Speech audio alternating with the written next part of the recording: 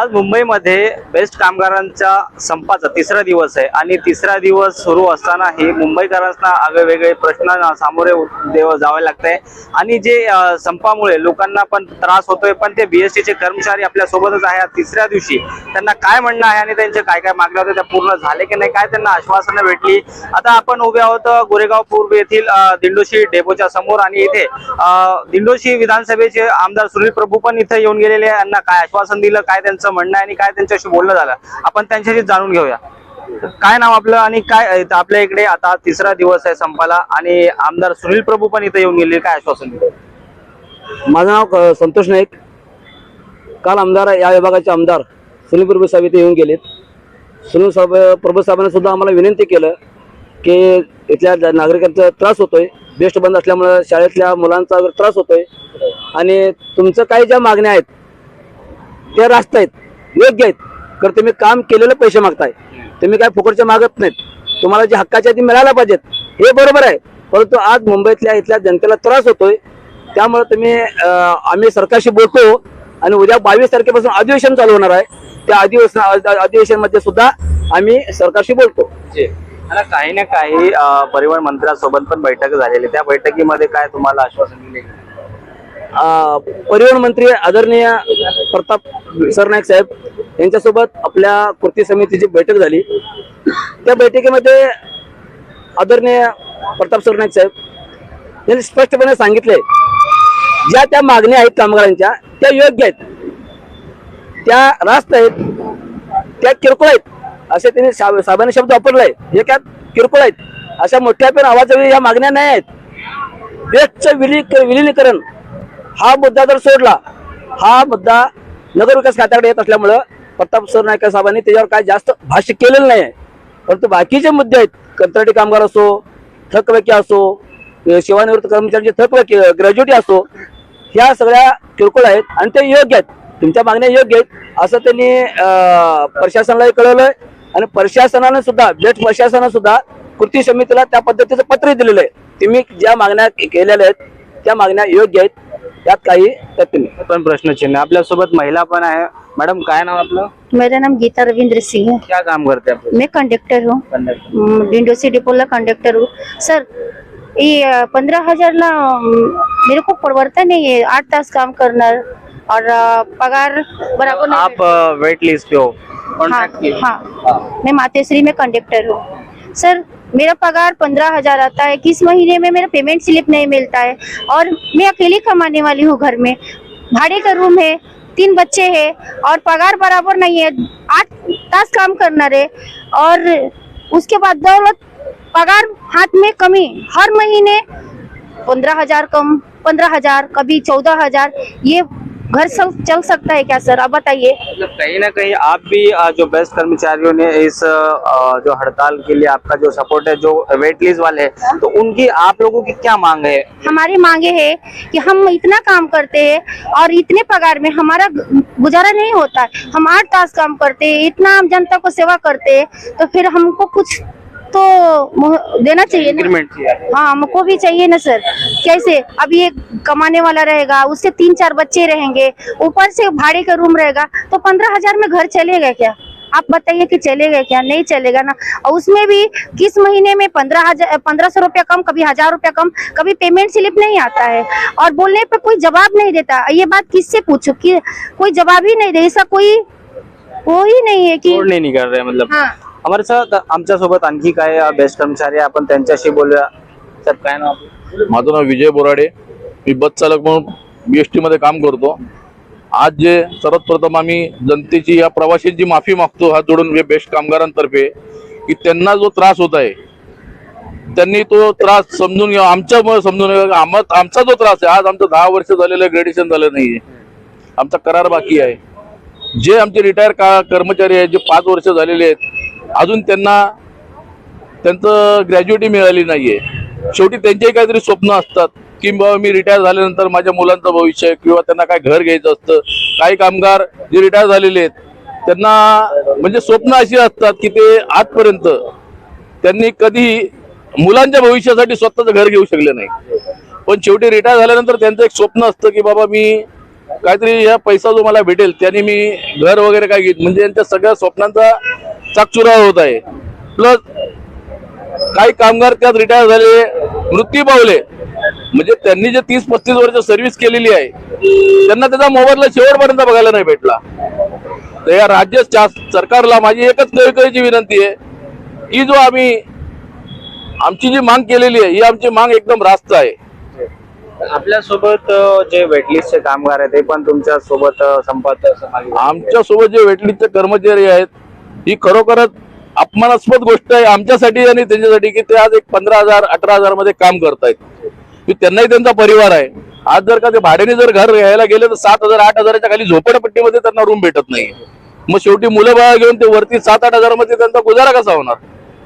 त्यांची जी मांग आहे ती रास्त आहे आणि मी सरकारला एकच विनंती करतो, या प्रशासनाला एकच विनंती करतो की समान काम आणि समान दाम ह्या बेसवर त्यांना न्याय निवाडा करून द्यावा ही विनंती करतो. जय हिंद, जय महाराष्ट्र. आपण बघू शकता इथे ज्या प्रकारे बेस्ट उपक्रमाचे जे कर्मचारी आहेत त्यांनी वेटलिस्टच्या कामगारांसोबत एक आता वाक्य बोललेलं आहे की समान काम समान वेतन द्यावा. आणि खरोखरच मुंबई सारख्या शहरामध्ये जर तुम्ही 15 किंवा 18,000 रुपये पगाराने काम करत असाल तर तुमचं घर चालवणं किती कठीण आहे हे सगळ्यांनाच माहिती आहे. आपल्यासोबत जे रिटायर्ड झाले बेस्ट कर्मचारी आपण त्यांच्याशी बोलूया. कोण झाले, काय नाव आपलं? राजेंद्र करात. काय म्हणजे आपण कधी रिटायर झाला बेस्ट? मी आता नोव्हेंबरला रिटायर झालो. माझं एवढंच सांगणं आहे की बीएसटी जेवढे कर्मचारी आहेत जे रिटायर झालेले 3-3 वर्ष झाले त्यांची अजून ग्रॅज्युएटी दिली जात नाही. हे अन्यायकारक आहे. नियमानुसार एका महिन्यात तुम्हाला ग्रॅज्युएटी दिली पाहिजे बीएसटीने, पण ते दिली जात नाहीये. आणि कोर्टाने निर्णय देऊन सुद्धा कोर्टाच्या आदेशाचं उल्लंघन बीएसटी प्रशासन करते. आणि राजकीय नेत्यांच्या बद्दल सांगायचं मला आता एवढं सांगणं आहे की राजकीय नेते स्वतःची पगारवाढ करायला कसे ताबडतोब तयार होतात, पण कामगारांचा प्रश्न आहे तो त्यावेळेला यांना सगळं जनतेचं आंदोलन दिसतं, जनतेला त्रास होतो हे सगळं दिसतं, पण स्वतःचे पगार वाढतात यांना काय वाटत नाही. एका मीटिंग मध्ये त्यांचे पगार वाढले जातात. मग कामगारांच्या बद्दलच काय एवढा त्यांच्या वरती रोष असतो या नेत्यांचा. आम्हाला फॅसिलिटी म्हणजे जे आमच्या हक्काचे पैसे आहेत ते प्रशासनाने ताबडतोब द्यावेत. कारण आमचेही काही स्वप्न आहे की रिटायरमेंट नंतर आमच्या मुलांचे लग्न करणं किंवा गावी काय बनवणं ते आम्हाला काही करता येत नाही ना. जर पैसेच नाही मिळत तर काय करणार. आणि हे जे काही यांचं चाललंय तुकड्या तुकड्याने पैसे देणं म्हणजे कुत्र्याला तुकडे फेकल्यासारखे पैसे देतात, याला काही अर्थ नाहीये. किती वर्ष लागेल? माझी 34 वर्ष झाली बीएसटी मध्ये. आणि बीएसटी मध्ये दुसरी गोष्ट म्हणजे अशी आहे की जी यांची प्रमोशन पॉलिसी चालते, कामगारांना कुठच्याही प्रकारचं प्रमोशन दिलं जात नाही, पण अधिकारी वरच्या पातळीवरती स्वतःचा प्रमोशन करून घेतात. त्यासोबत आहेत बेस्ट कर्मचारी. काय नाव? विलास पाटील. आपण पण रिटायर? मी रिटायर होऊन 1 वर्ष जवळ झालं. मला अजून 1 रुपये भेटलेला नाही. फार ही गांभीर्याची गोष्ट आहे. आणि असं वाटतं जे आता सध्या जे काम करतात लोक दयनीय व्यवस्था परिस्थिती झाली आहे लोकांची.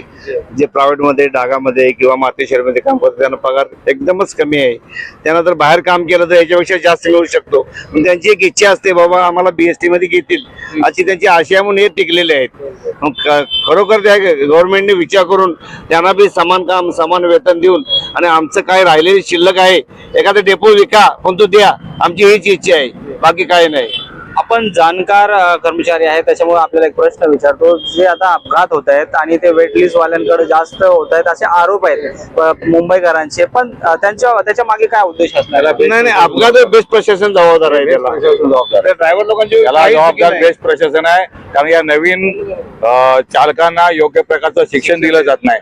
जसं बीएसटीचं शिक्षण आहे कमीत कमी ड्रायव्हरला 1.5 महिना प्रशिक्षण दिलं जातं. यांना फक्त एक कॉन्ट्रॅक्टर 2-4 दिवस प्रशिक्षण देतात आणि लाईनवरती पाठवतात. आता नवीन प्रकारच्या बसेस आलेल्या आहेत, ऑटोमॅटिक बसेस किंवा ज्या सगळ्या नवीन गिअरवाल्या बसेस, या सगळ्या बसेसचं प्रशिक्षण योग्य प्रकारे दिलं पाहिजे. हे न दिल्यामुळेच हे अपघात घडतात आणि याच्या अधिकाऱ्यांची निष्काळजीपणा आहे. अधिकारी हे यांना दबाव तंत्राने गाडीवर पाठवतात. संगनमत आहे प्रायव्हेटवाल्या मालकाशी यांचं संगनमत आहे. हा, त्यांचं नुकसान करू देत नाही कंपनी बेस्ट प्रशासन. कारण काय गाड्या त्यांच्या नाही निघाल्या त्यांना किलोमीटर मिळत नाही. किलोमीटर मिळत नाही. कॉन्ट्रॅक्टरचे पैसे बरोबर बीएसटी देते, पण कामगारांचे पैसे गेला बीएसटीकडे पैसे नाही आहेत. रिटायर लोकांचे पैसे देत नाही. बरोबर आपण बघू शकता ज्याप्रमाणे बृहन्मुंबई महानगरपालिकेमध्ये चालणाऱ्या ज्या बेस्ट कर्मचाऱ्यांची गाड्यांची जे प्रॉब्लेम आहे ते लोक सर्रासपणे आता सध्या 3रा दिवस आहे त्यांचं संप चालूच आहे. आता बघू हे पुढे किती दिवस संप चालू असणार. आपल्यासोबत आणखी काही कर्मचारी या. काय नाव आपलं? मी गुरुनाथ माडेश्वर, बस वाहक आहे मी. आम्ही या गर्दीमध्ये कामं करतो. बघा आज आम्हाला एक आरोप केला जातो की मुंबईकर जनतेला आम्ही वेटीस धरतोय, बसचे वाहक आणि चालक.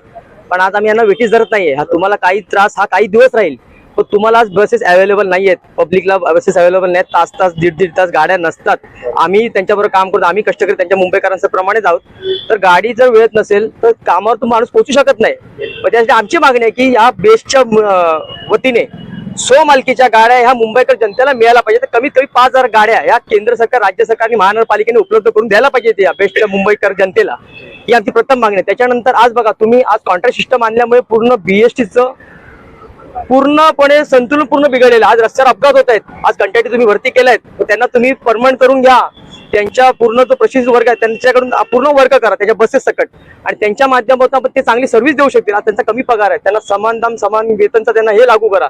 कालच्या मीटिंगमध्ये, प्रशासनाच्या मीटिंगमध्ये त्यांच्यासाठी आपण एक कागदोपत्यांचा एक निर्णय घेतला गेला की भविष्यामध्ये ह्यांच्यासाठी आपण ह्यांच्या पूर्ण विलिनीकरण करायचं आपल्याला, ह्यांच्या जे प्रायव्हेट कॉन्ट्रॅक्टर प्लस बीएसटीचं बीएमसी मध्ये विलिनीकरण हवंय आम्हाला, की त्याच्या माध्यमातून आज कामगारची देणी रखडली आहेत. आज आम्ही जो वेतन करा जो आमचा 10 वर्ष झाला नाही, 2016 ते 21 आणि 21-26 वेतन कराची आकडा हा 6,350 कोटीचा आहे. म्हणजे आज आम्हाला कामगार आम्ही ह्या पैशापासून वंचित राहिलो. प्रत्येक ठिकाणी आलं की मुंबईकर जनतेला आम्ही वेटे जोडलो, असा मेसेज होता, चुकीचा आहे. काल आम्ही आज संप केला, त्याच्यानंतर जो आज नीटची परीक्षा लागली आहे त्यासाठी राज्य सरकारच्या माध्यमातून 100 एसटी बसेस उपलब्ध केला. तिथेही आम्ही कुठे विरोध केला नाही, आम्ही तिथे सहकार्य केलं की ह्या प्रवासी जनतेमध्ये जे नीटचे विद्यार्थी आहेत, जे आमचे बांधव आहेत, जे आमचे मुलं आहेत, तर तेही परीक्षा केंद्रापर्यंत पोहोचले. आम्ही तिथे कुठल्याही प्रकारचा अडथळा आणला नाही. सगळ्यात प्रथम मी या बेस्ट कामगारांचं अभिनंदन करेन की त्यांनी पूर्ण एकजूट दाखवली. आज 2 बलाढ्य संघटना होत्या, त्यांनी कुठून या संपातून माघार घेतली, पण आमच्या कामगारांची एकजूट आहे आणि एकजूट ही महत्वाची होती. त्या लोकांनी दाखवून दिलं की बेस्टच्या कामगारांमध्ये किती तीव्र भावना होत्या आणि त्याप्रमाणे हे संपाचं हत्यार आम्ही उपसलं होतं. काही ठिकाणी आम्हाला झाला संप फोडायचा प्रयत्न, पण कामगारांची एकजूट कुठे तोडू शकले नाहीत. तर ह्याचा बोध या संघटनेने घ्यावा आणि राज्य सरकारने घ्यावा, महानगरपालिकेने घ्यावा आणि मुख्यमंत्री देवेंद्र फडणवीस साहेब आणि तुमचे उपमुख्यमंत्री आदरणीय एकनाथ शिंदे साहेब, सुनेत्राताई पवार यांनी ह्या बेस्ट कामगारांच्या वतीने विचार करून त्यांचा योग्य प्रकारे त्यांना न्याय द्यावा ही मी विनंती करतो. अशा अपडेटसाठी बघत राहा मुंबई सोबत आले मी नामदार यदोशी.